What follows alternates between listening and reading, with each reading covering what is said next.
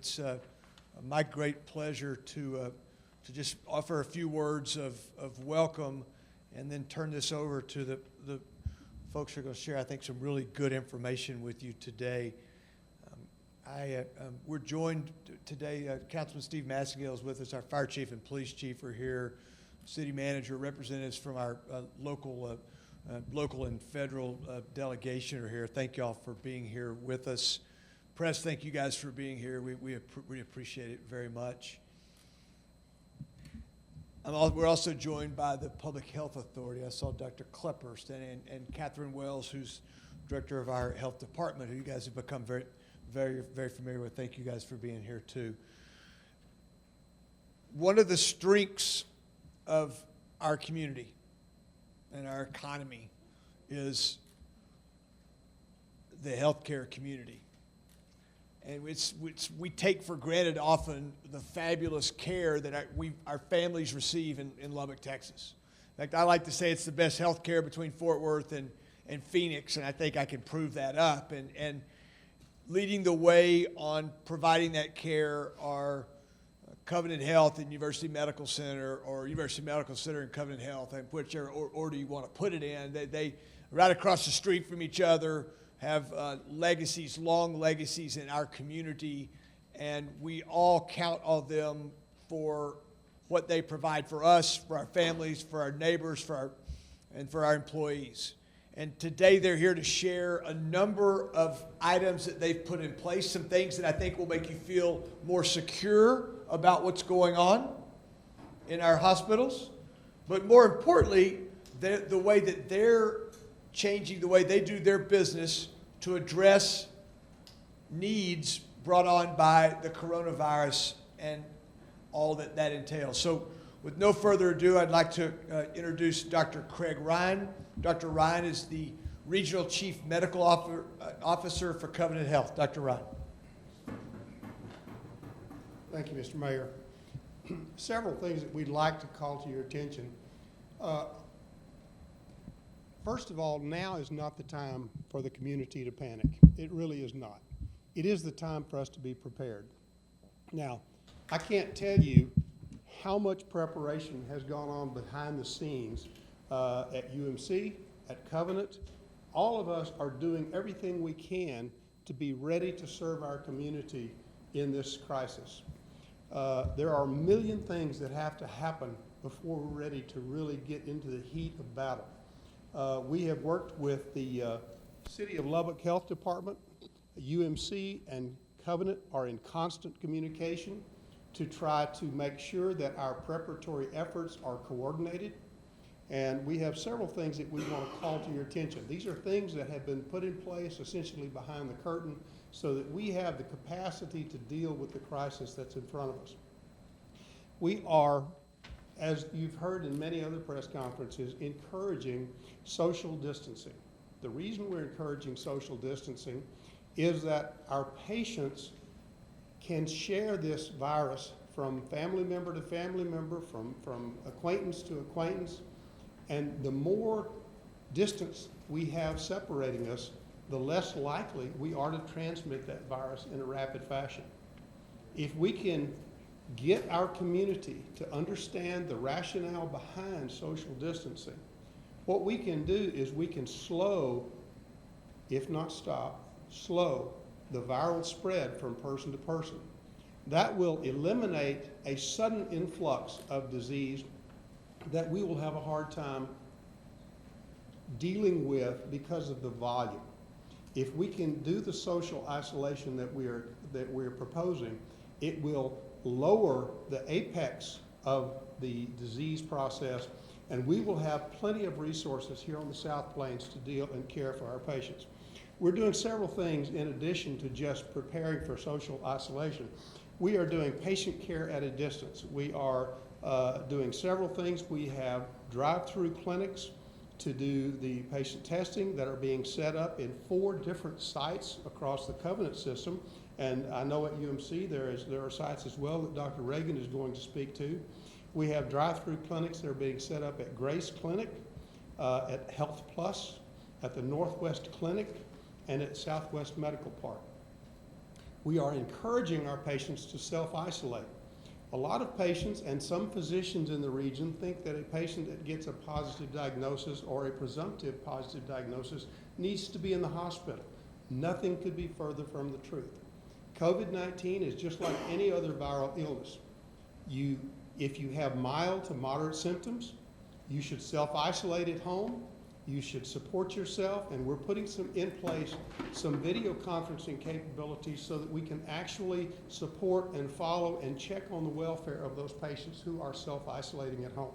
Those are not in place yet, but we're working rapidly on trying to get that in full capability on both sides of the street.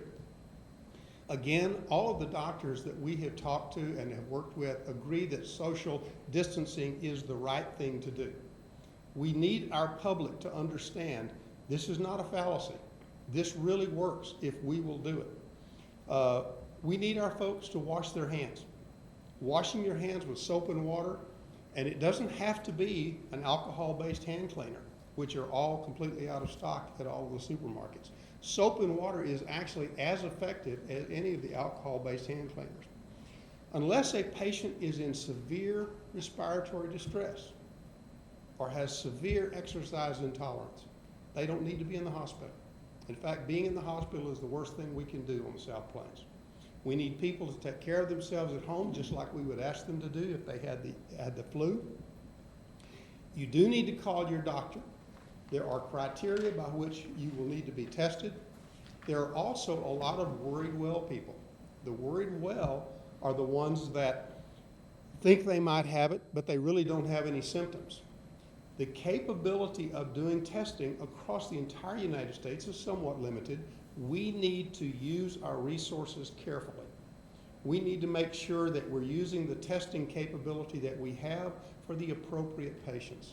For that reason, the health department has put in place a screening criteria, and a patient has to meet those screening criteria before they're even a candidate to be tested. So we support those efforts, we agree with those efforts, and we need to reassure the public that if they fail to meet the screening criteria, they probably don't need to be tested. Right now, the only real capability we have for testing is with the health department, and we have other commercial labs that are coming online that will offer the opportunity to do testing, albeit at a cost, but it takes a time, usually 3 to 4 days, to get those results back. Whereas the health department has done a great job of getting those results back to us within usually anywhere from 12 to 36 hours. So by getting those results faster, we actually minimize the necessity of utilizing valuable personal protective equipment over the long period of time. So educate yourself, be aware, use reliable sources, use the CDC sources, use the World Health Organization sources. The health department has some valuable resources. Getting our information on this contamination from Facebook and Instagram is not the place to do it. We need to be requesting information and getting information from valuable sources like the ones I mentioned.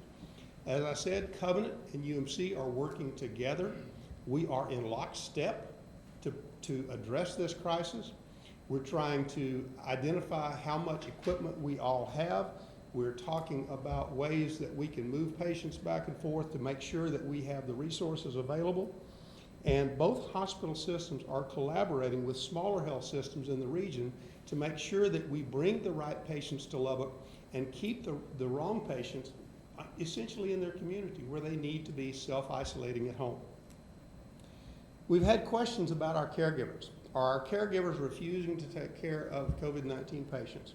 I will tell you with enthusiasm, our caregivers have stepped up, both at UMC and at Covenant. They have not bucked one bit about their professional responsibility to care for the sick. We are going to care for these folks to the best of our ability. We are doing some things like setting visitor policies in place that limit the number of visitors. And that's one of the areas that Michael and I have worked very hard to synchronize so that both hospitals are doing the same things at the same time. We have limited the number of visitors, outside visitors, to our patients to 1 visitor per patient. The reason for that is, if you think about it, the people that are already admitted to the hospital are there because they have a disease process. They are already vulnerable. The last thing they need is for us to put COVID-19 on top of whatever disease they're admitted to the hospital for at this point in time. It's not to keep people in the public from coming to the hospital and catching the virus. It's to keep our hospitalized patients from acquiring viruses from people that travel in from the outside. It's really important that you understand that. To this point, we have had 3 confirmed COVID-19 cases in Lubbock County. We've had several patients under investigation, the majority of which have ruled out. So we are working together. It's important for this community to understand that our healthcare facilities have come together in this time of crisis to make sure that we are as prepared as we can possibly be. You need to understand what our capabilities are. You need to understand that when we ask you to do certain things like social distancing, quarantining yourself at home, we're doing that in your best interest. So I'm going to turn the microphone over to Dr. Ragain and let him add to what I've already said about UMC's contribution to this. Marsha? Yes, sir. So Dr. Rhyne, thank you very much for those comments, and I would just say that we agree with your sentiment, both the directions around public health and also the message that we are working closely together to coordinate our efforts. We have a mantra at UMC, firm but not fearful. Through this crisis, that's what we're saying. So we're taking firm resolve to take good, prudent action. We're committed to our responsibilities for caring for patients across the region. We're also committed to do it in the right way, and I think that's true for Covenant as well. We are called to be a calming influence. If you spend any time on Facebook, you'll hear lots of fright out there. We're very proud of our hospital and medical staff. As Dr. Rhyne said, they're stepping up to take great care of individuals in our community, both those with COVID and other patients. We do have concerns about their safety and about their peace of mind. This is a challenging time for everyone, and so we're putting this as a top priority for us. For the community, Dr. Rhyne outlined practices. Good hand hygiene is a big piece of that. If you're sick, isolate yourself, avoid large crowds, all those things you're hearing lots about, and we fully endorse that idea. We do need to diminish the spread of this illness. It's very important. Most of us will probably end up getting this virus, but also most of us will come through the virus just fine. And so we want to spread that out, and that is good public health practice that will do that for us. Dr. Rhyne stated that we have 3 positive cases, and those are related to travel. That is why it is so important to do social distancing to reduce the spread again. Our goal is to spread this down. It's a marathon, not a sprint. So we want to reduce the spread of the virus over time. I do have an audio visual. Dr. Rhyne, my able assistant there, thank you for that. So we have launched this afternoon a COVID screening drive-thru clinic. And this is, let me orient you to the photograph. This is an aerial photograph. The hospital is up there, UMC's up there. The softball and tennis courts are down here at Texas Tech. So this is the south part of our campus. The main entrance here. And we're asking people to drive around. Their signs bring you in here. You'll be screened. Now this is important. I want everybody to understand this. So just as Dr. Rhyne said, we're not testing everybody. You can't just roll up and say, I want to test. You have to meet criteria for testing. So we have screeners here who are going to ask those questions. If you roll up and you're drinking your coffee and you don't have a fever and you don't have a cough, you're going to be asked to head on out. We're not going to test you, okay?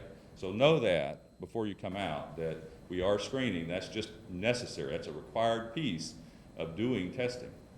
If, however, you do meet the criteria, then you shuttle over to this parking lot where there's waiting, and there are up to 9 chutes that we can do testing in. You'll be directed to those as they become available. Doesn't take very long to do this screening.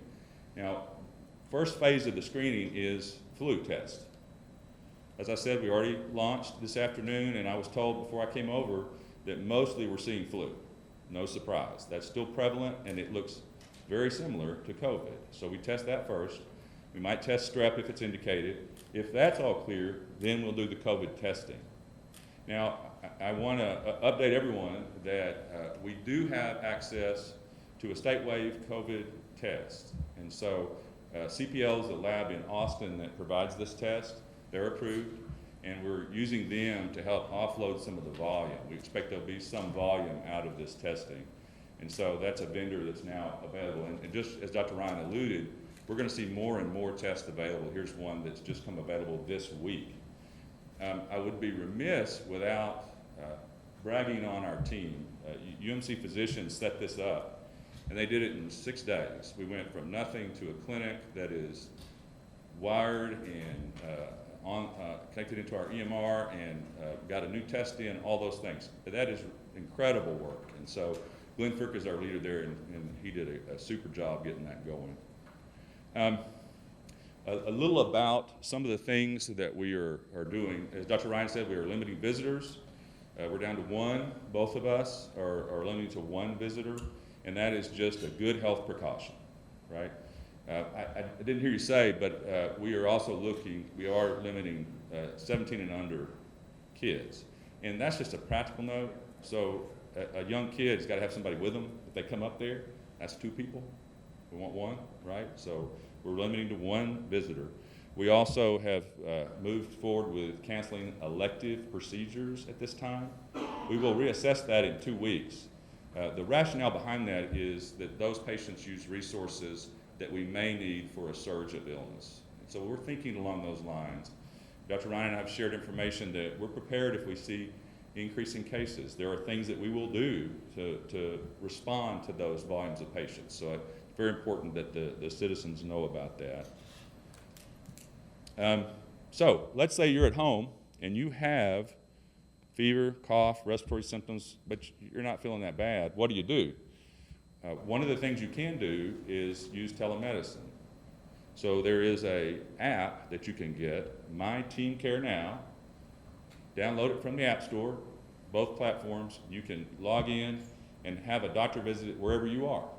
And if you're not feeling that bad, I would recommend doing that. That's a good thing. And that doctor then can tell you whether you should do something else. So that's an opportunity. We do have a few other specific announcements. One, those who use the UMC Urgent Care Clinic in our Medical Office Plaza 2, we're closing that clinic. We don't want ill patients coming in and exposing other clinic patients. We have a maternity clinic, for example, in that area. So we're closing that clinic effectively to reduce the spread of infection. We are screening, and I believe Covenant is as well, all visitors who come into the facility for temperature. So if you walk into our door right now, we have staff who are checking temperatures, and that's just to identify people who might have a fever. Those folks will be referred for screening and testing elsewhere. And so just know that if you come up to the hospital. We've already talked about the limitation of visitors. I would say one thing, and I think Dr. Mitchell said it yesterday at the press conference. Things are coming at us fast. We're moving like at warp speed here. And so things will change, so be aware. What we said today is effective today, but that may change going forward. I would say we've been in conversations. If we see more widespread illness in the community, we may really restrict visitors. That may come. Not now, but it may come. So just be ready for changes. And that's really all the prepared statement that I have. I guess we may have some questions. Yeah, let's do that. Let's first of all, just on the health department, if I might add, we've added 15 extra bodies to answer the phone at the health department. They're Lubbock and they're trained Lubbock Fire and Rescue members. So you've got paramedics and the EMTs. They're trained to do that. They're supported by a number of Ms. Wells' team. I was out there, had lunch with them today. We'd had north of 220 calls when I left there about 12:30. That's more than we had all day yesterday. Now, we want people to call their primary care provider first, or their clinic first. That's the first call, okay? If you don't have one, call the health department. The number is 775-2933. It's option 1. Option 1 is for patients. Option 2 is for providers, I believe. But those resources are there. A lot of the questions they were asking today were along the lines, I went to Rosa's on Tuesday. Do I have a problem? I mean, it's just sort of that the fear in the community. The answer to that is no, that they were cleaned and well cleaned after Sunday night. But if a phone call would keep someone from panicking, then let's make the phone call. These two gentlemen are very professional. You get the case of, they talked about the way they're approaching this. We need to cut down on the panic. This whole idea of the social media discussion and solving all of our problems around this virus is, if nothing else, frustrating at the lowest level. And these guys deal with it. We deal with rumor control. We deal with patients that want to tweet out their videos of them in our medical facilities. And I guess they have the right to do that, but it sure impacts what we're trying to do. And you guys have been fabulous as the media helping us with that, and I want to thank you for that. But let's stay the course and talk about what the truth is. Okay? I'm going to take questions here 1 sec. Make sure I got. Oh, don't show up to the health department wanting a test. We can't do that. And if your physician's office sends you there, let us know. We need to talk to your physician. We've had one, supposedly that's the case. I don't know. One thing I want to applaud these guys for, I didn't mention it, the idea of canceling elective surgeries for Covenant UMC is a big deal. I've sat in the boardroom and understand how healthcare finance works. And you make money a few places and you lose money a lot of places. And elective surgery is one of those places that helps keep the doors open. So that I applaud. I think we've had some others of our joint ventures with physicians that have done the same thing. I hope that all our local surgery centers will join that for 2 weeks, and let's put our focus on knocking down this virus. Okay, let's take some questions. We'll use this microphone. Sarah, we'll start with you. I'm Sarah Self-Walbrick with the Lubbock Avalanche Journal. Can we go over some specifics of this drive-through testing?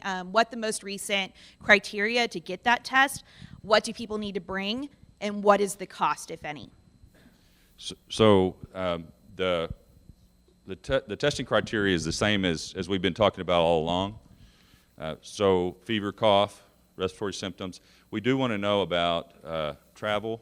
It's not an absolute requirement now because we're starting to have cases all over. There are cases in the United States, et cetera. But at the very minimum, respiratory symptoms. So if Dr. Mayor Pope was saying that if you went to the Rosas and you're worried you have it and you got no symptoms, don't come for testing because you don't really meet the criteria for testing. That's very important. We do the other screenings that I mentioned, the flu and potentially strep, just to look for other pathogens that might be causing the illness. Flu is still very prevalent in our community. We hear from our doctors that they're seeing lots of flu. We're seeing lots of flu just initially at the screening clinic, and so that's very common. In terms of information, we will gather information from the patient. Mainly, we need demographic data. We certainly need a phone number. So you will not get a result today if you get swabbed today, right? That's got to be sent to Austin. The turnaround time is between 24 and 72 hours, depending on what's going on with their lab. Volume can have an impact on the turnaround time on lab. So we need to be able to contact you afterwards. We're going to ask you to go home and isolate yourself if you've been tested because you kind of meet the criteria, right? So you need to go home and isolate. So those are the big items. If you have insurance, you should probably bring your insurance card. We're told from this lab vendor that they will reach out to the patient to do the billing. We're not going to do the charge of the lab. That's from the vendor. And so that's a piece of this. There's some discussion about what all is going to be covered from a federal level too, which is uncertain right now. But I think if you have information about insurance, bring it with you. We'll ask some demographic information, do some screening questions, and then work through the process that I described. Okay, so no upfront cost. We don't need to be bringing $40 or anything like that. No. Okay, thank you. Dr. Ragain, I have a couple of questions for you. How do you know when they drive through? You said they'd be tested for flu, strep, possibly COVID. I mean, at what point, like, do you say, oh, it's probably just a sore throat, we're only going to test you for strep throat, and they will not continue on to COVID? How do you decide? Yes. The nice thing about the testing for flu and strep is that we have rapid tests for those. So we can swab you and know within 30 minutes, or I don't know the actual turnaround time on those tests, but pretty quick, that you'll know if it's flu or not. If it's flu, then we feel pretty good. That's the cause of your symptoms, and we can recommend treatment, and you can go. And usually the treatment for flu is supportive treatment anyway.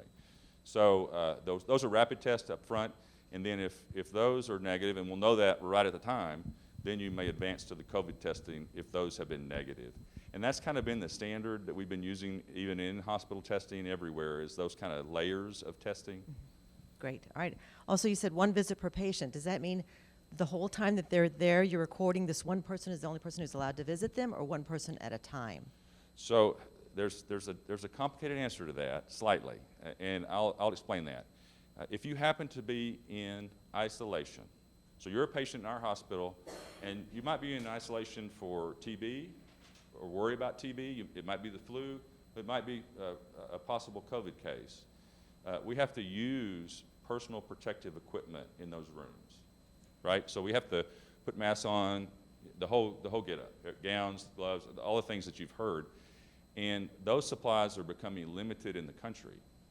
And so we want one per day if the patient is in isolation. So preserving our equipment. If you are not one of those people, then it's one at a time.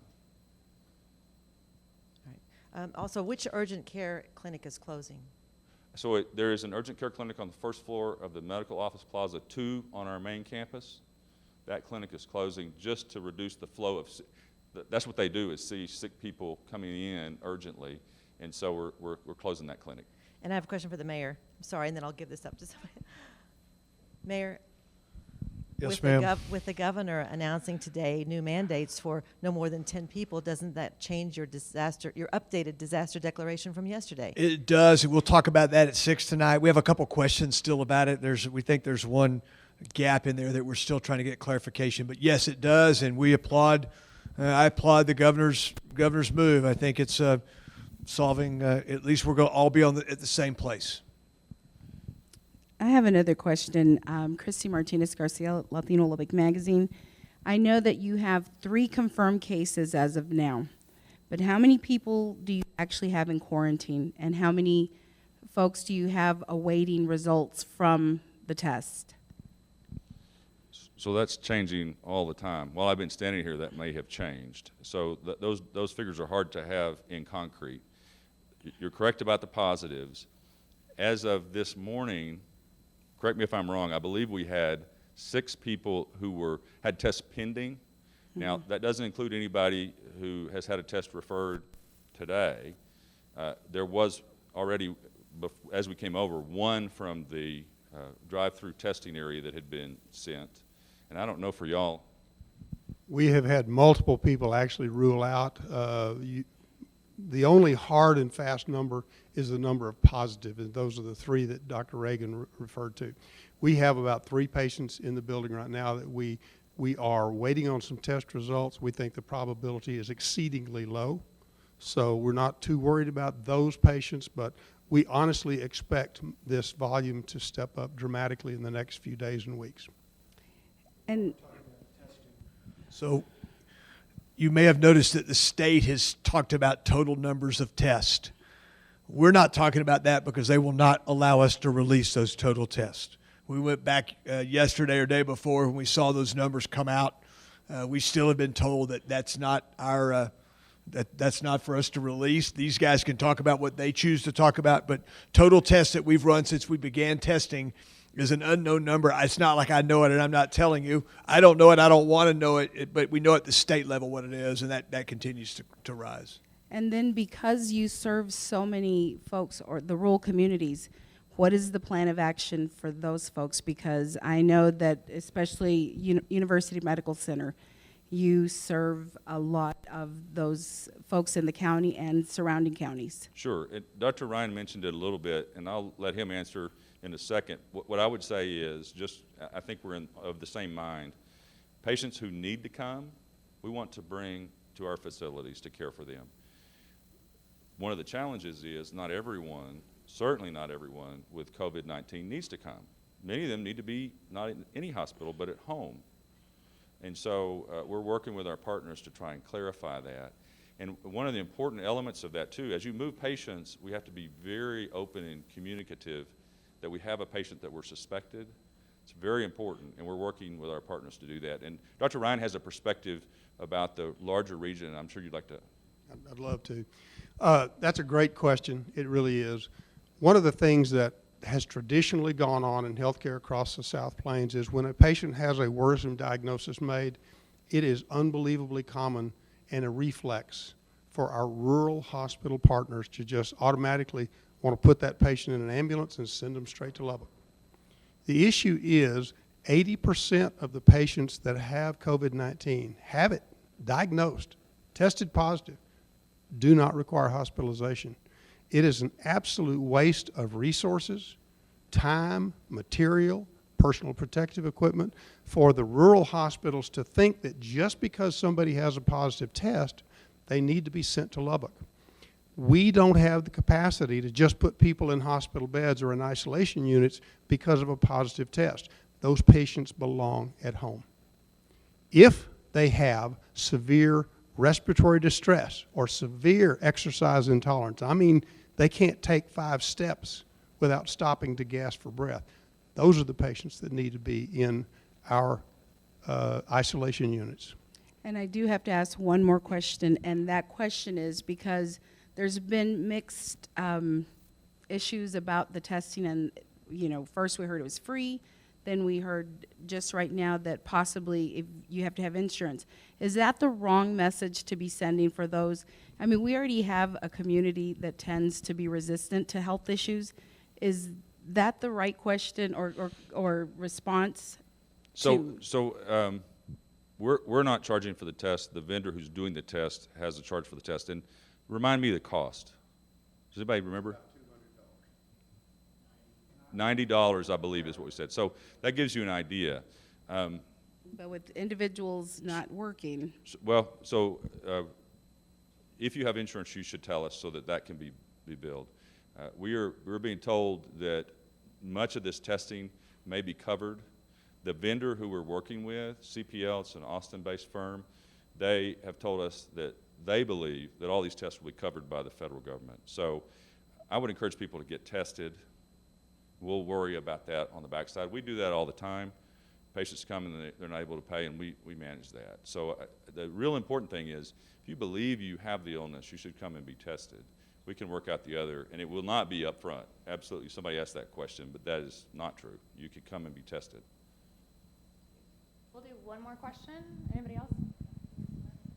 Can you just walk through why it's so important if someone does think that they have the virus to get tested? Well, so if you know you have it, then you can avoid others and not spread it. You all saw, Dr. Cook, I think, had the 2 curves, the curve that overwhelms the health system and the curve that doesn't. And we're shooting for the curve that doesn't. Absolutely. Both of us in lockstep don't want that big curve. We want the flatter curve. And so if you know you've had it, you should isolate. We've had some issues around that, but we really do want to limit the spread. And so that's a reason for testing, to know that. Let me add one more wrinkle to that, and I think this is incredibly important. Some of the patients that have tested positive shrug and say, oh, well, I've got it now. I got nothing to worry about. I can go wherever I want to go. That's the wrong answer. That is a socially irresponsible thing to be doing, and it puts the entire community at risk. We need our citizens to step up and understand that even if they have the COVID-19 positive test, that's not the end of the discussion. The real issue is how many more people are they going to give it to? And our citizens need to love each other enough to not do that to each other. I'll say amen to that. I will too. I will too. Thank you. We don't want Abner to get mad, so we'll give you one question. I mean, yeah.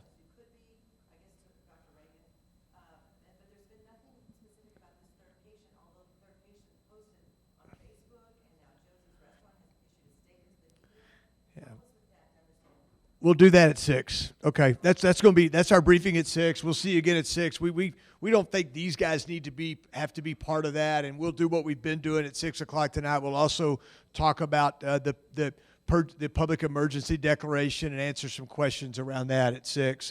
And you know, we moved it back to 6 because our news the last 2 nights about testing has come in around 5:30. We hope we don't have to add any more to that tonight, but we did that based upon our experience. I want to, one final thing. If you don't have insurance and you're concerned about the testing, you know, reach out to the health department. That it's free. What we do through Texas Tech is free. We'll get you to a health provider. If you pass that screen and you need to be tested, that test is free, okay? So we like these guys said, if you feel like you need to be tested, let's get tested. Thank you again for being here. Thanks for stepping up for our community. We're very thankful for that. And we will see you guys later.